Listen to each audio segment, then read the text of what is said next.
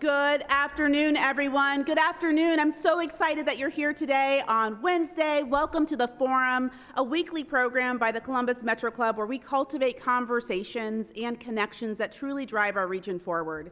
The Forum brings together visionary leaders like CEOs, members of Congress, college presidents, UN ambassadors, artists, and change makers to examine the issues that matter, exchange diverse perspectives, and forge connections that truly create a better Columbus. My name is Sophia Pfiffner, and I'm the president and CEO of the Columbus Metropolitan Club. And for those of you who are joining us by live stream, we're coming to you from the National Veterans Memorial and Museum here in downtown Columbus. Thank you so much to our forum sponsor, Music Columbus, and we'd also like to thank Downtown Columbus Incorporated for providing today's complimentary parking. We have a lot of thank yous. So thank you so much to the sponsor of our live stream, the Center for Human Kindness at the Columbus Foundation, and our live stream partner, the Columbus Dispatch. And we're also very grateful again to the National Veterans Memorial and Museum for hosting us. And of course, thank you to our amazing musical guests and performers, Kennedy Hall and Pat Mahoney Jr. It was such a treat having you here today.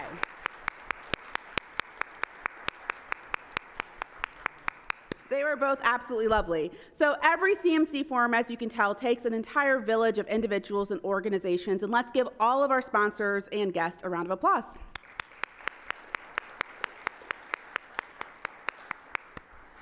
All right, friends, today's forward-looking conversation is Amped Up, Columbus Wants Its Music Moment. We all know Columbus has the rhythm, talent, and the stages that fuel over $1.3 billion in economic impact from the music industry, but it's still missing a music industry backbone that turns local acts into national stars.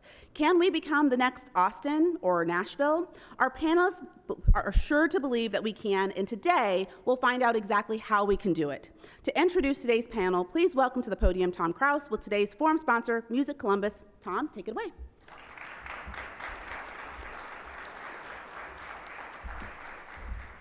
Should I put my sunglasses on, do you think? Is that, yeah. Well, thank you very much. I would like to also give another round of applause to Kennedy and Patrick for awesome performance. You're going to hear more from Kennedy in the future, and I'll tell you a little bit about that. But Music Columbus is really proud to be here, to be a sponsor. Music Columbus is an advocacy group. We've been around for almost 10 years. Our principal goal and mission is artist development and audience development. And everything that we do is designed to make sure that we build a thriving music community. And so we're really excited to hear from our panelists today.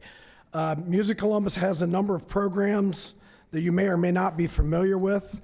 The Gift of Music program, which is a music instrument drive. We've collected over $500,000 worth of instruments to give to kids who don't have access to that kind of equipment. So fantastic work by our staff for that. Yes. We have an Unheard program, which allows artists who don't have exposure and haven't had a chance to get exposure on stage to be able to perform. We've had over 180 artists get paid performances on stage. They leave with video content, they leave with photography content, and most notably experience to move forward with. We have a Music Monday program where every couple of months we bring in panelists and experts from around the country to talk to our music community about various topics, about streaming or about artist management or various topics that they maybe wouldn't get access to otherwise. Our education and advocacy, we have a 4,000 member email list. If you're not a part of that, please sign up. We send out information about key issues that affect the music community, and we also help promote one another in the music community. We have a music trail of 50 music venues where music venues in Columbus are able to benefit from some marketing activity. And probably my favorite program, and actually Amy's brainchild here, is the Music Incubator program, where over a 5-month period, we'll have artists that come in. We've had about 80 different artists that meet weekly over that 5 months, and they learn about legal issues, finance issues, branding, artistry development, vocal performance, stage performance, etc. They will leave with recordings, they'll leave with full branding packages, and we are going to have a program December 13th at the A&R Bar called Verge Fest. Please come, where our graduates are going to perform all night that night, and it's going to be an amazing night. It'll be a free concert. But I just want to thank you all for being here. See a lot of friendly faces in the crowd. And now let me welcome our amazing panelists. First is Bruce Garfield, formerly from Music Columbus, and now is the current Executive Director of Music Means Business. Let's welcome Bruce.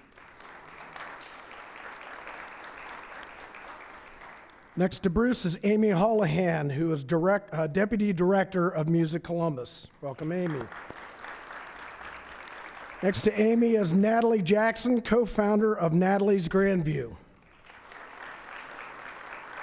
Next to Natalie is a board member and CEO of Elevate Music, Rashad Thomas. And our host for the discussion today is Chris DeVille, managing editor of Stereo Gum and author of Such Great Heights, The Complete Cultural History of the Indie Rock Explosion. Welcome, Chris, and welcome all of our panelists. Take it away.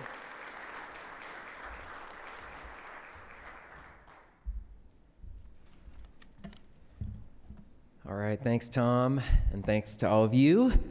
So, yeah, my name is Chris DeVille. A lot of you might know me from my time spent as a writer for Columbus Alive. I worked there from 2006 to 2013, and during that time, one of my main focuses was writing about the local music scene, I learned just how broad and vibrant the local music community is. There are so many different kinds of music kind of percolating within Columbus, and a lot of them are intersecting with each other in really cool ways.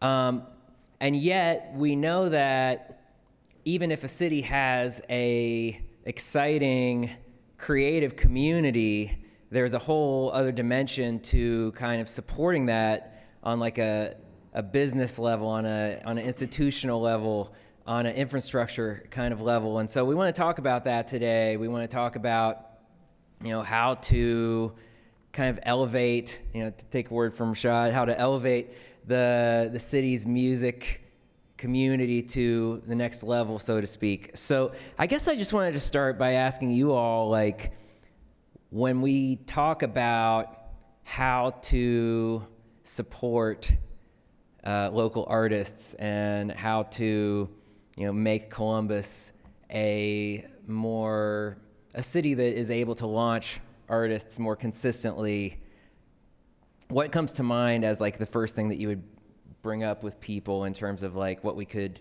stand to grow in and develop? I guess I'll take the first answer. Since I'm an artist, I think Columbus has a unique vantage point. I don't hear this talked about a lot, but you think about Delta blues in Mississippi, right? You think about cultures and different music that parts of the country have been behind. Ohio, we've actually invented a style of music in the 70s. Anybody know what style of music we invented? Funk music, yeah. It's a big deal, and it's kind of permeated. You can't turn on the radio right now without hearing funk music, in the birth child at being in Columbus, Ohio, Dayton, Ohio, Cincinnati, Ohio. These are places that actually, when I was a kid, I didn't know all the history that we had, but to know those things, I think helps a young artist when they're growing up and they have something to reach for. And there's also, every community cultivates that local sound too and helps it. The radios are behind it. The venues are behind it. So I just wanted to bring that up in terms of our history. We have a history that we can actually say we created something. So we're just as important as these big cities, and we deserve our moment. So I just wanted to put that out there. What else jumps to mind when you're if the first thing that you think about when you think about like how to develop Columbus's music infrastructure to benefit artists? I want to say that, am I holding it right? That I think the work that Music Columbus has done, and I spent 7 years there, is laying the groundwork from the ground up for young artists, whether it's education or opportunity. The gaping hole in the ecosystem, and for me as a music business professional, from the day before I arrived here, it was really noticeable that there's no music business infrastructure as such. We have recording studios, we have tons of artists, we have wonderful venues, we have a populace that enjoys music, but not to demean any of the embryonic record labels, we don't have a record label of significance. We don't have a major manager here that's active today. We don't have publishing companies. And the reason that so many artists have left the state physically, or even if they live here, their entire economic income stream benefits another state and city, is because we don't have those elements of an industry to offer. So I kind of guess that's, what can we do? I think we need to recognize that anything we're going to discuss starts with two elements: the artists and the venues. Because artists want to have a place to play, that's in their DNA, and venues want to give them the opportunity to display their art and then draw fans. Yeah, go ahead. Yeah, building on that, I think, yes, there's industry that exists in, say, Nashville that doesn't exist here. However, the industry is completely different than 40 years ago. It is a global network, and through COVID, so much happened from afar on Zoom. We have people collaborating, musicians collaborating here with people in LA and New York, and that is something that we can capitalize on, and it's a relational thing that we can help our artists access and give them the opportunity to do that artist development here, so that when they're ready, we can make those connections for them to jump right in. It doesn't mean that necessarily we have to have a big record label come here and set up shop. I think that the way that the music industry is evolving, there's so much opportunity to get that access and opportunity without trying to convince someone to invest that type of infrastructure here in a traditional way from 40 years ago.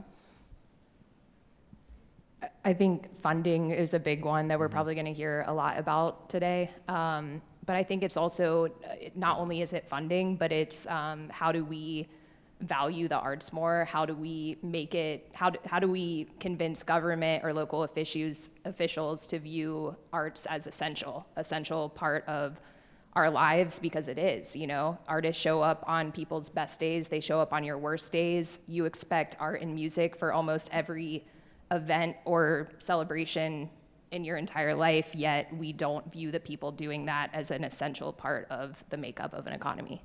When I think of big cities like New Orleans or Austin, where there's a music culture behind it, the word celebration comes to mind. They celebrate their artists. They celebrate their specific culture, what makes them special.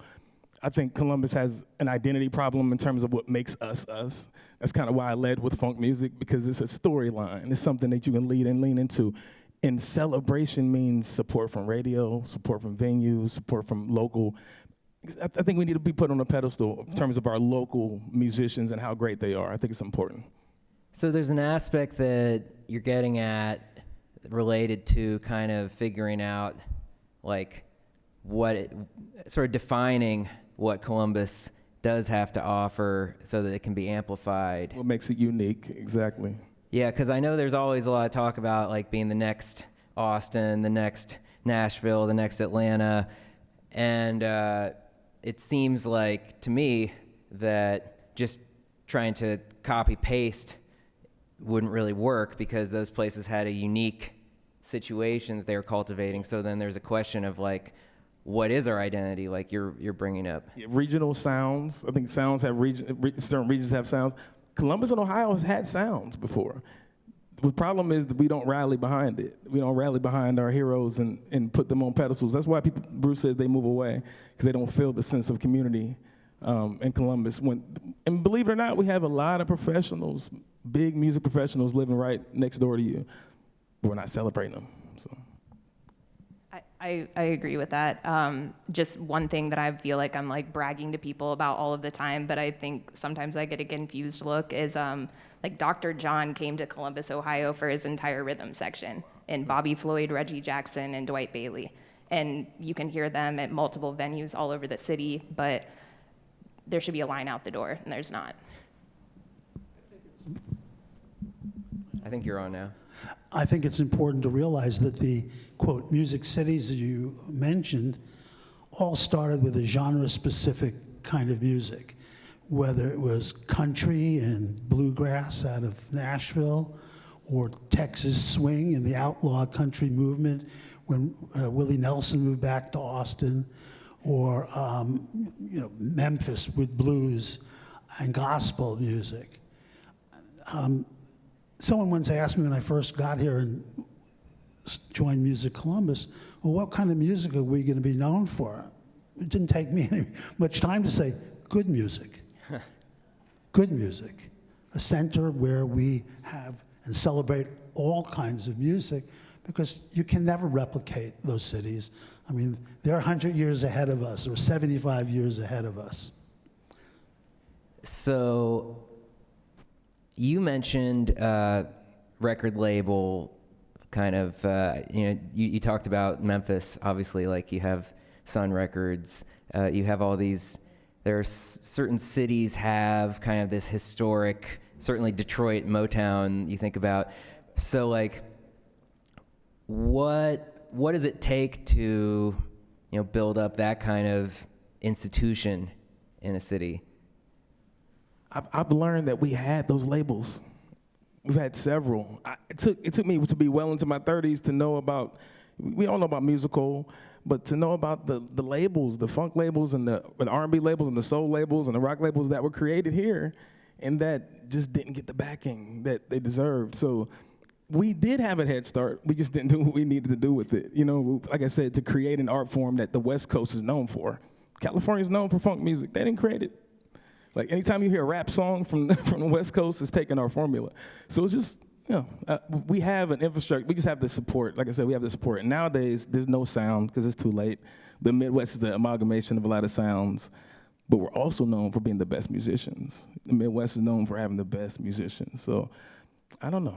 That's a tough question. Yeah, and our musicians, we have to start thinking about them as entrepreneurs when we talk about this value out proposition, and recognize them for the small business entrepreneurship that they bring to the table. And a lot of musicians, yes, they're creating music, and then they do go on to start a recording studio, a venue, their own management. So I think that we have that organically happening here. There's just a conversation that needs to be had about how we invest in that better. I mean, we have $1.3 billion in our industry, but we know that we can double that based on our conversations with the economists that we worked with for this report. And how do we invest in a smart and strategic way so that we're really building it from the ground up and we're getting more money into the pockets of those musicians who are the entrepreneurs doing this work.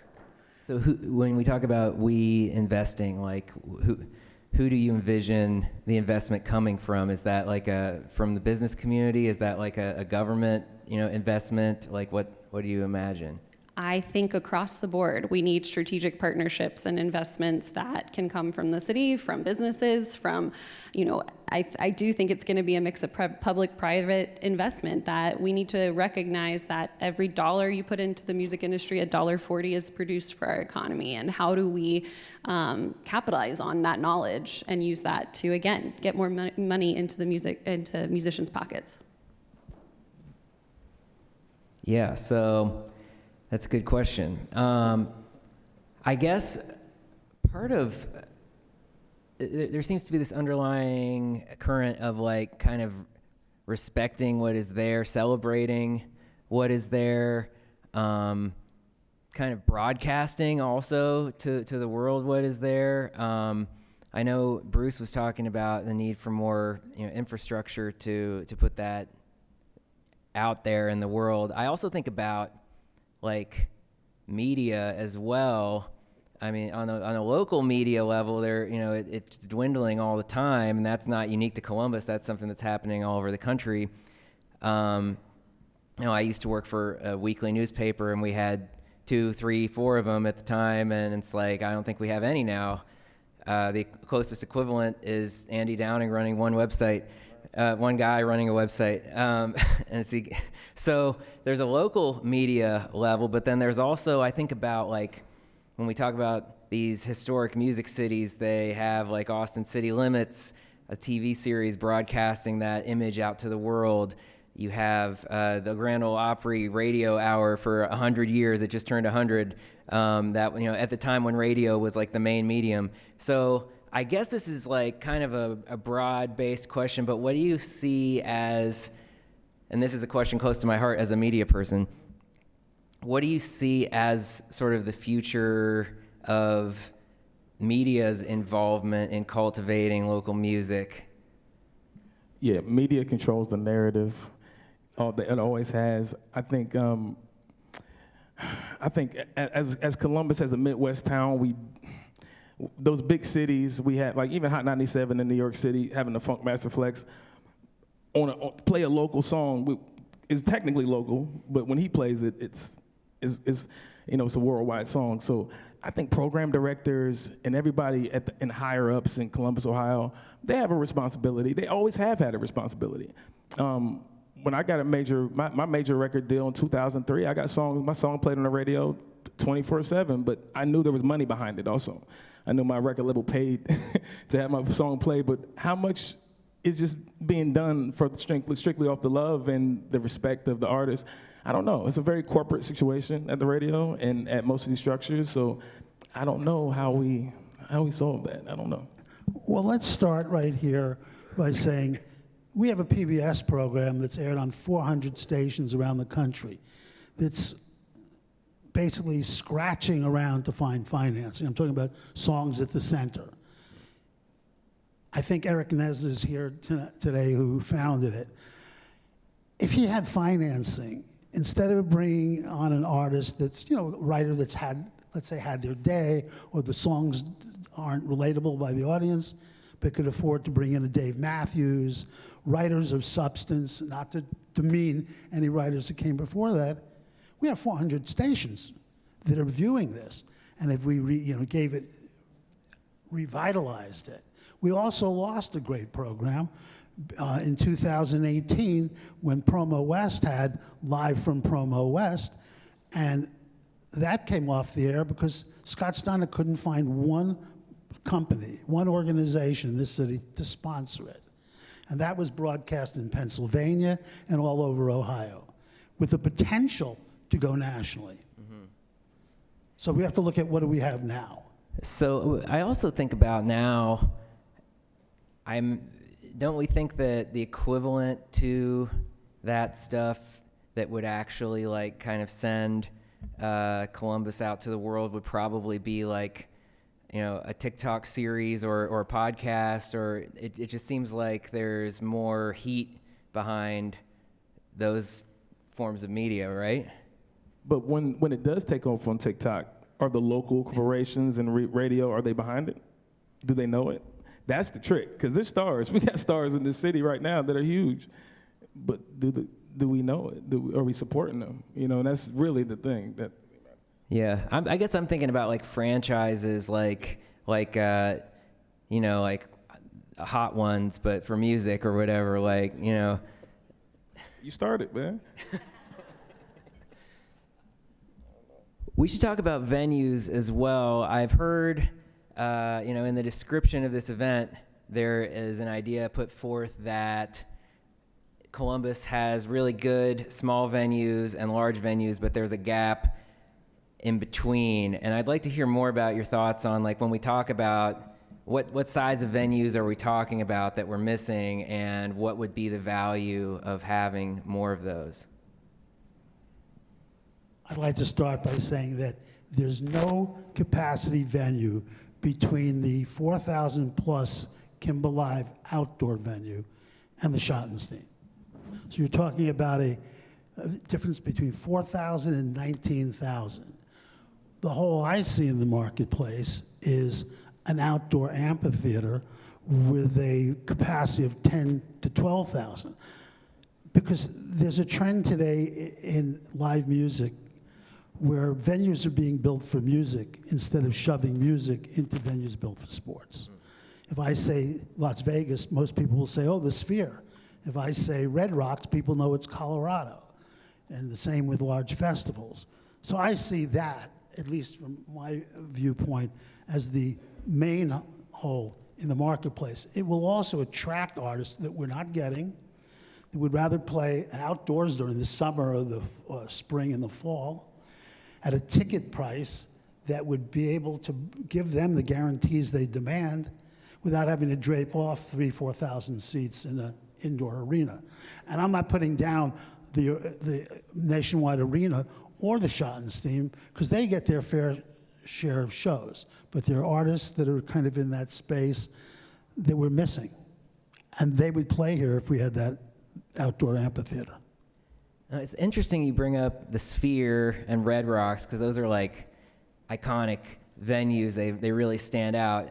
In terms of outdoor amphitheaters, you know, we had one, and it's IKEA now, but like, and part of the reason it's IKEA now is because someone decided that it was more valuable as IKEA than as a music venue.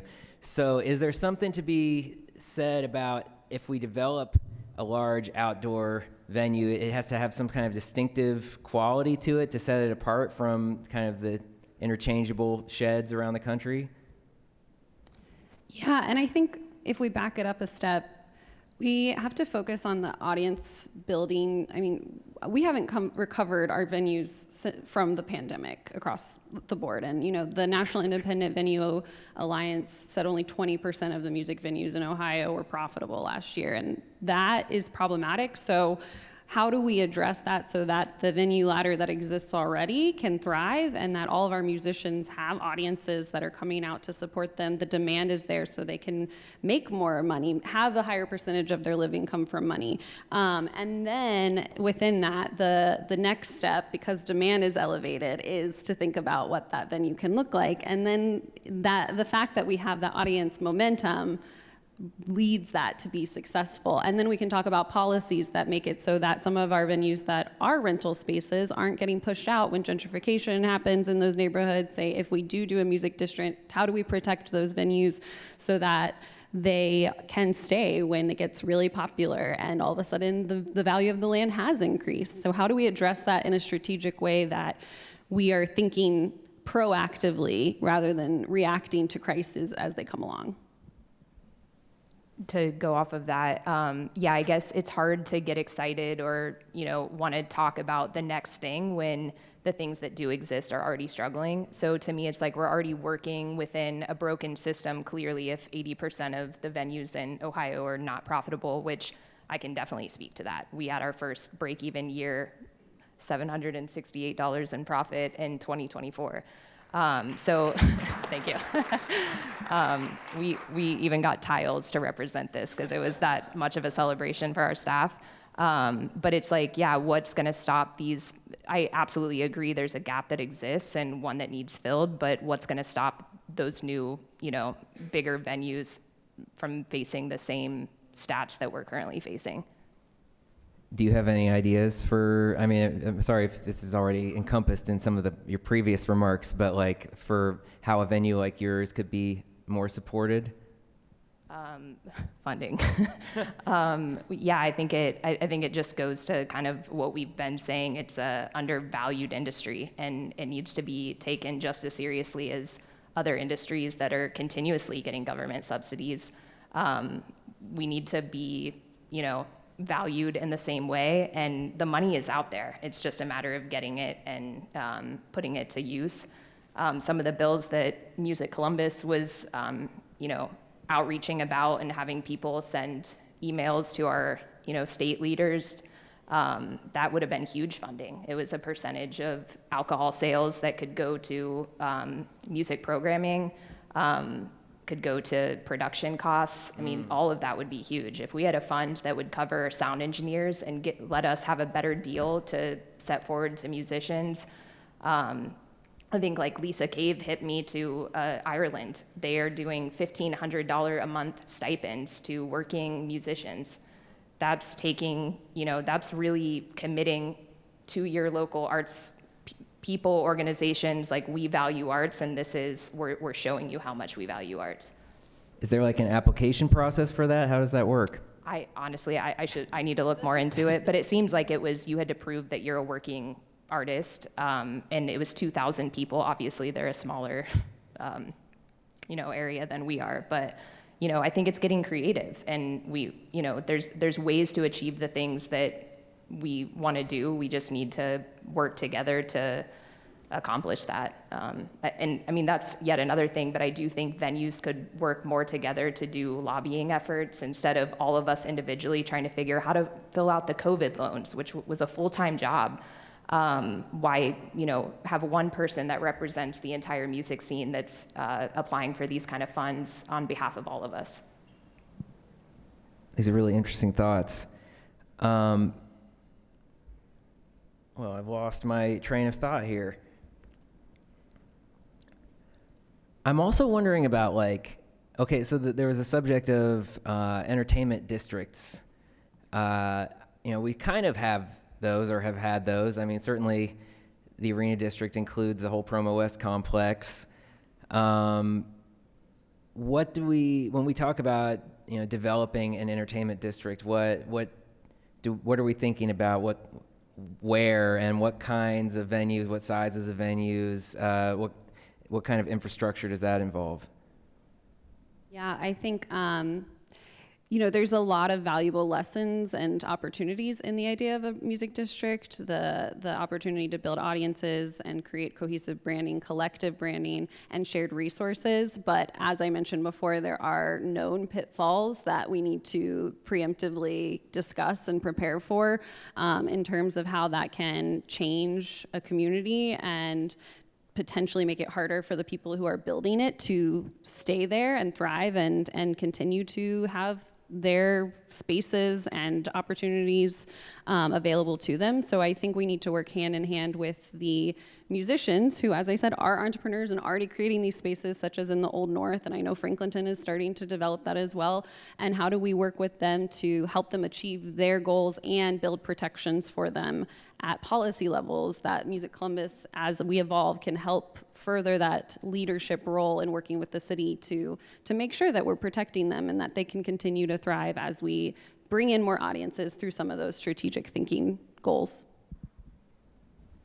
When we were emailing Natalie, you brought up the subject of public transit as well. Could you share some thoughts on how that relates to the music scene and how perceived shortfalls in public transportation might harm the music scene? I mean, my personal experience is more of just employees, honestly, more than the music scene. But to me, it's like if it's affecting my own circle of people, stopping them from doing the things that they would want to do, I imagine that it's more widespread than just my own little focus group. But our line cooks some nights can't close because they have to catch the bus at a certain time. I think for as big of a city as we are, it's an embarrassment, our public transportation. It's just a matter of there's a large demographic of people that don't drive, and we are not creating pathways for them to get to from point A to point B. So there's an aspect of that where it's not just good for business or culture in general, but it's good for the culture industry to have people circulating and have people more able to get from point A to point B, yeah. I wanted to talk about, also while we were on the subject of venues, I'm kind of surprised that this is on a way bigger level. We're talking on, kind of more of a grassroots small business level right now, but I see we do have these large venues you have the historic Crew Stadium, you have the Horseshoe, and I feel like we don't get the most out of those either, and I wonder if any of you have insight into that. You have Sonic Temple happening at the old Crew Stadium every year, and I usually see one country show otherwise, and it just feels like there's more potential for signature events and stuff in that's being missed out on. Am I wrong? Well, Sonic Temple, which is was originally Rock on the Range. I'm friends with the guys who run that, and Danny Wimmer, that was his first ever festival. They're always moaning that they get no support of any kind from the city or the county to defray their operating expenses. That in itself dissuades them from wanting to bring another festival here.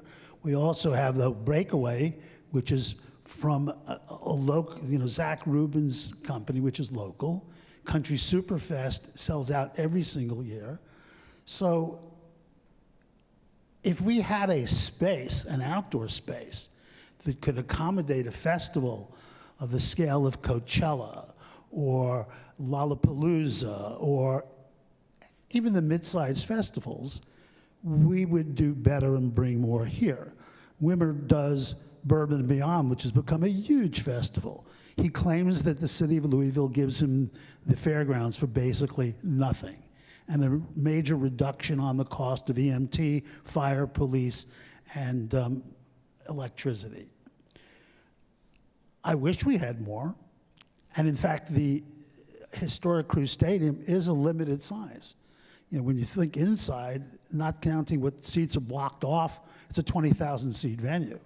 And of course, you kind of extend it to the smaller stage outside, but that won't sustain a huge lineup. And their profitability, this is according to them, is nil. Interesting. Well, I want to thank everyone. It's CMC's longstanding tradition to take audience questions, and so we're very soon going to move to questions from our live stream and our in-person audiences. Just a few minutes. So if you do have a question, if you're here, make your way over to the microphone. If you're joining us on YouTube, please type your questions into the chat. But before we take audience questions, panelists, I have one more question for all of you. There has been this recurring theme of just valuing the music community, celebrating it, certainly investing in it with money from the places from the sources that have money and resources. And so I guess what you want to make a final pitch in terms of like why it makes sense to invest in the music industry. Like why should the powers that be throw their support behind something like that as opposed to like building more data centers or wherever. I don't know what they're choosing between I'm going to support this or this, but like why should they invest in the music industry? I can't speak to the corporate aspect of it, but I know individually we can invest in each other. I know individually we can invest in each other as artists.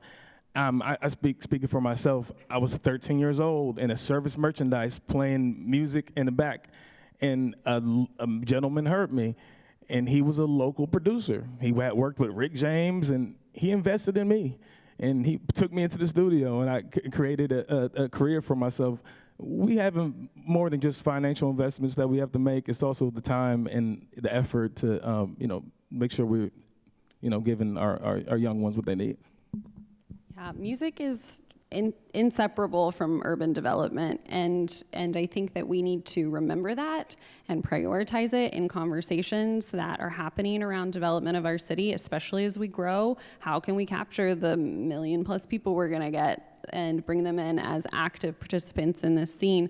And I think that it's just so important that we continue to have these conversations and recognize that what is happening here already is what we can start from. We don't need to reinvent something. It's organically happening. We just need to elevate it and continue to build strategic partnerships to get the connections across the country to help these musicians succeed. I think it continues to be one of the most just undervalued, and we need to legitimize the industry. I think there's a lot of similarities between the music industry and the service industry. I think legitimizing an industry means health insurance, living wages, showing up knowing that you're making a guaranteed pay, and I just think it really is one of the few industries left that really hasn't had that moment. So more than even a music moment, it's like, how do we legitimize this industry in a way that artists are treated, like entrepreneurs, like small businesses? If you think about a lot of our corporate headquarters, all of our business partners in the city, remote work has become prevalent and people can choose more and more where they want to live in this country. They're looking for quality of life metrics when they're choosing that. And music and having a vibrant music culture is hugely important factor for many, many people. And I think that is a huge selling point that if nothing else, don't you want to be able to go out and have a good time and see some music and know that that's available in your city and being able to just enjoy life? Like, yes. Right, and think about how music has changed your life and art has changed your life. It's important for non-artists to support art, to support the value of art, because they're looking at you guys and asking, oh, is this important to you? Is it not important to you? Just make sure you guys support the artists. Yes. Cool. Well, Doug, you want to take over with some questions? Chris, thank you so much. And thank you so much to today's panelists. Great conversation. Yes, thank you. Thank you.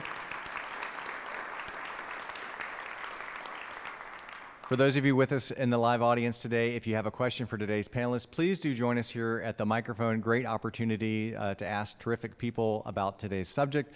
If you're watching online, please type your question into the chat. We'll try to get to as many of those questions as we can. Great questions at CMC always have two things in common. They can be asked in about 60 seconds or less. And what punctuation mark should a question always end with? A question mark. Yes, thank you very much. I'm going to launch us off with this one. Natalie, this is going to be for you. Natalie's Grandview seems to have created a magic formula to attract diverse audiences of all ages that are bound by a love of music. How did you create that formula? How do you nurture it? So I guess, we started with just, I think back in the day, Charlie, who's my father and business partner, was convinced that live music couldn't sustain itself on its own. Like, you needed food and drink, and that's what was going to sustain the business model. But I think very early on, we had made a decision, like, we don't want to be known as a club that only has songwriters or only has jazz or only has a certain genre. So early on, his programming was very much like, I want diversity in programming, and that's how it started. And honestly, I think just any time that you have a seated venue, you're going to draw an older demographic of people that just, they're getting to the age where they need a seat. I think the new location has allowed us to cater to everyone. We have a seated venue on one side, and we have the capability of being a standing venue on the other side. And as far as sustaining it, it's sad to admit that it took a global pandemic to put us in a financially stable place that we're in, and it was from a very low interest disaster loan. So maybe that's a model. There's more disaster loans for venues that give you the cushion that we'd never had before then. There's often people going around my neighborhood telling me that I can get my roof replaced for free because of after a storm. So, maybe there's some equivalent we can have a, some pandemic light, maybe there's some scenario that will allow for more of those kinds of loans to be going out. Good afternoon, and thank you, panelists, for being here. My name is Robert Shenton, Board Chair for Music Columbus and Executive Director for the CEO Forum of the Ohio Chamber of Commerce. As a lifelong player and consumer of music, and deeply invested in wanting to see Columbus grow to a level of excellence, there's a dichotomy between sports and music that seems to exist in this city. And so I'll go with collegiate sports, which we all partake in. We love our Buckeyes. $20 million was put in last year to create a national championship team. Name, image, likeness there as well. How do we create a name, image, likeness market for the music in Columbus? And we do have a ticket tax. How is that ticket tax actually being employed to really push music forward?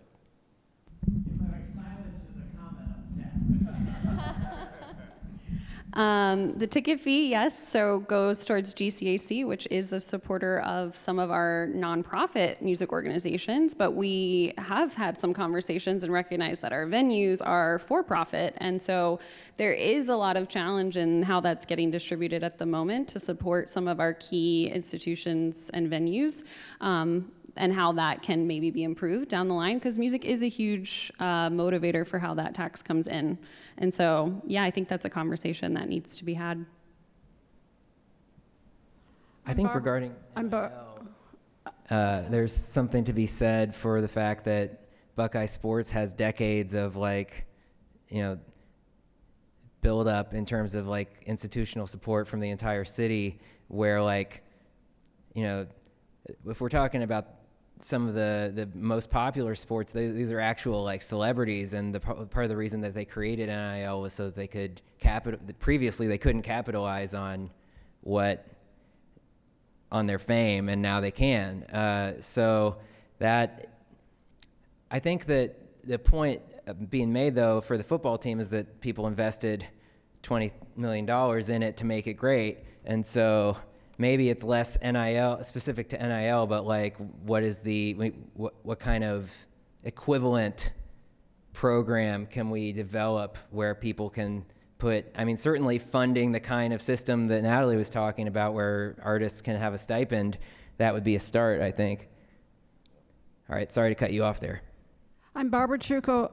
I'm a volunteer member of the Friends of the Columbus Symphony, and I'm sure you think that's a different kind of music, but they're going through the same concerns you have. They're trying to build a music hall right on the Seattle River and have other relevant artists around them, which would be wonderful if you guys could cooperate citywide. I think we have so many interesting different types of music, and Columbus is central in the country, so we should capitalize on our centrality.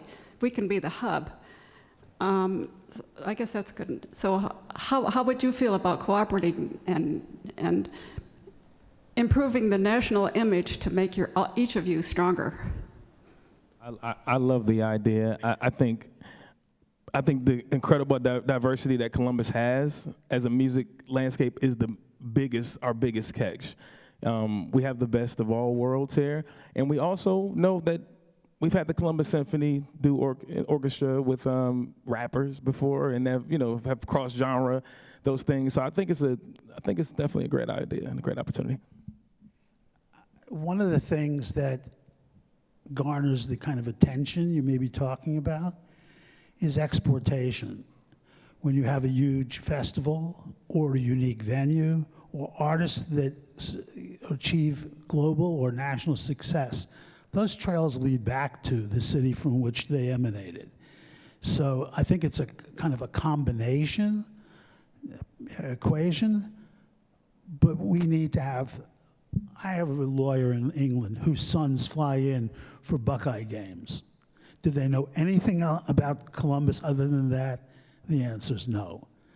So again, speaking music specific, the events that basically are our marketing tools, we need more of that, whether it's artists having success and the trail leads back, or if it's another festival, and recognizing what those are and supporting them. Just to go on for a second more, 62% of the people who attend Sonic Temple do not live in the region, and it's not been recognized by anybody as far as the city or the county is concerned, or advertisers. I'd like to know what the statistics are for Country Superfest. It's known around the region and within the genre. So again, I'm just saying you need to have central things, whether it's a venue, a festival, or successive artists, to shine the light on Columbus. And every aspect of the music landscape will benefit from it. I'd like to add that Music Columbus, we're really unique in having an organization like this. Across other cities, there are some versions of this within city government, but that obviously comes with a lot of limitations. So the fact that we are an independent nonprofit that can work across all of the music community, and we are actively, continually trying to expand that and decrease the silos that just naturally develop sometimes. And so I think, again, reinvesting and working together is the utmost priority, absolutely. Yeah, I agree with all of that. I think part of it too is if the funding or, if it wasn't the constant struggle of staying above water wasn't existing, we would have more time to form these relationships. I mean, I just feel like, God, I'm like 3 weeks behind on wanting to meet with you. It's like, it's absolutely, the want is there to work with different venues and partner. It's just the time. It's like, how do we feel more supported to open up our time to actually have these meaningful partnerships? Hi, Travis Havisher, Executive Director for Franklinton Arts District. I know all of you guys on stage. I have a million questions or conversation points that we could probably do at another time, but I'm going to do something more fun because we're talking about music and no one's talking about music and the part that gives us joy. I'm going to ask you the same question I asked our table, which is a similar version. What is the last great show you saw in Columbus? Tell me the artist, the venue, and the year. And you're competing against Gabor Klein, whose first concert ever was the Four Tops. So there you go. Devo at Kimba Live, which was packed with a 40-plus audience, which I'm included in. I'm going to shout out my colleague, Big Fat Head, Olivia Stefanoff's band, because I feel like they're one of the best bands in Columbus right now, and every time I see them, I leave really, really happy. Oh, I hate these questions. So I'm going to say something really weird, but probably I had some of my best friends in town for an engagement party, and I had Steph from Honey and Blue, Sid McSweeney, and Angela Perley all over to like serenade them. And to me, that was just like, I was like, man, like we have such a great community of people here who all just wanted to come out and lend their voices and energy to people they didn't even know. That's not to say there's not amazing shows happening, but that's one that stands out recently. Yeah, this is crazy. I honestly can't remember the last concert that was amazing to me that I went to here, but what I will say is Polaris Amphitheater in 1998, Smoking Grooves, was a great time. If I can answer this one, probably my favorite concert that I saw this year was at Rumba Cafe. It was a band from Philadelphia called Friendship that has an album that I've listened to extensively this year. If you believe that extremely depressing music can be life-affirming and make you happy, then that was an example of that. And local Hello Emerson opened, and that was awesome too. We have 3 minutes left for a final question. Thank you. I'll keep it brief. My name's Oliver. I'm the programming manager at Kappa. Quick question. I feel like artists and the art community in general are very good at pushing and pulling like altruistic buttons and levers, things about beautification and culture. How can we as a community improve on our ability to communicate to profit maximizing organizations and individuals? How can we speak their language, and how can we improve that infrastructure for our community? Well, if you're talking about maybe like some of our local businesses, yeah. So again, I think it gets back to they have employees that they want to feel like they want to live in our city. And so highlighting that we have this vibrant music community and that they can go out any night of the week and see an amazing show at many of our local venues is incredible. And also that, I'll remind you, our economic impact report says every dollar invested is $1.40, and that's impactful. It multiplies. All right, Sophia.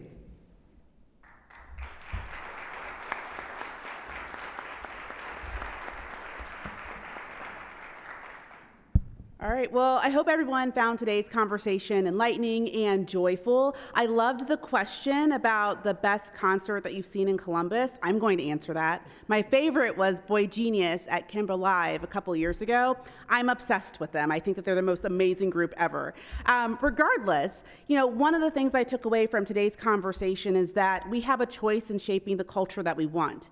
And we're at such a pivotal moment in our country. We just had an election, right, on what type of society we want to build, whether that be nationally or here in Franklin County and in the city of Columbus. And each of us have a responsibility as individuals to support artists, to attend events, to support nonprofits as well as for-profit businesses that support a culture that we want to participate in, that people enjoy and bring joy, and also perhaps some depressing music as well. I'm here for it, totally here for it. Regardless, we all have a choice, and I'm so appreciate today's conversation. I want to thank the musical performers from earlier today, Kennedy Hall and Pat Mahoney Jr. Thank you so much for performing.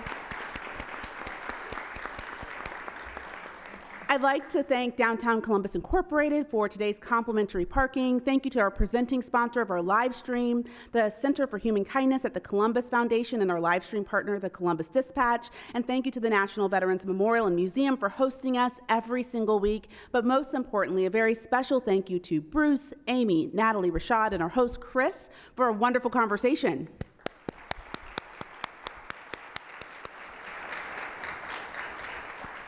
All right, so Chris, speaking of Chris, please don't forget to pick up an autographed copy of his book before you leave today. Thank you so much, Gramercy Book, for being here and providing a copy. If you finish Chris's book early and you're ready to continue your reading around rock and roll and music here in Central Ohio, the Columbus Metropolitan Library recommends Love and Death Photosynthesis by Bella Kokrompicture. So feel free to check out that book at the Columbus Metropolitan Library. Last, please make sure to join us right here at National Veterans Memorial Museum for next Wednesday's lunch, The State of Small Business here in Central Ohio. Thank you so much and have a great afternoon.